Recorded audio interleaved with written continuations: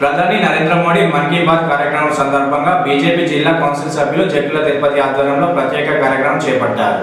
భారత ప్రధాని నరేంద్ర మోడీ 121వ ఎపిసోడ్ మన్ కీ బాత్ కార్యక్రమాన్ని జిల్లా కౌన్సిల్ సభ్యులు జక్కుల తిరుపతి రూరల్ మండల నాయకులు కార్యకర్తలు వీక్షించారు.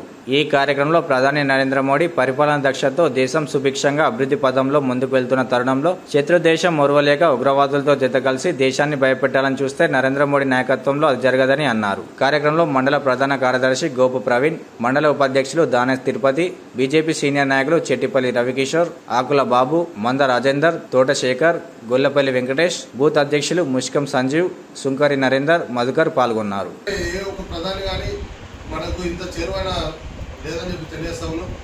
ఎందుకంటే నెలకు ఒకసారి మన దేశంలో జరిగే ప్రతి అనేక అంశాలపై ఒక హాఫ్ అన్ అవర్ ఈ మన్ కీ బాత్ ద్వారా మనకు తెలియజేస్తున్నందుకు మరి ఒక శుభాకాంక్షలు తెలియజేస్తాము. మరి ముఖ్యంగా ఈరోజు వారు జరిపినటువంటి దాని సందర్భంగా ఏం తెలియజేస్తున్నామంటే, మొన్న పహల్గామ్లో జరిగినటువంటి సంఘటనలు చాలా తీవ్రంగా ఈ భారతదేశం తరఫున మోడీ గారు ఖండిస్తూ ఉన్నారు. అది చూసుకుంటే పాకిస్తాన్కు సింధు నదులు కట్టేయడం లాంటి అనేక అంతర్గతంగా చాలా జరుగుతున్నాయి ప్రభుత్వం నుంచి. ప్రభుత్వం మన భారతదేశంలో ప్రజలతో పాటు మన బలమైన నాయకత్వం ఉందని తెలియడానికి మోడీ గారిని చెప్తా ఉన్నారు. ఎందుకంటే అనేక ప్రపంచ దేశాలు కూడా మనకు భాషలుగా నిలుస్తూ ఉన్నాయి.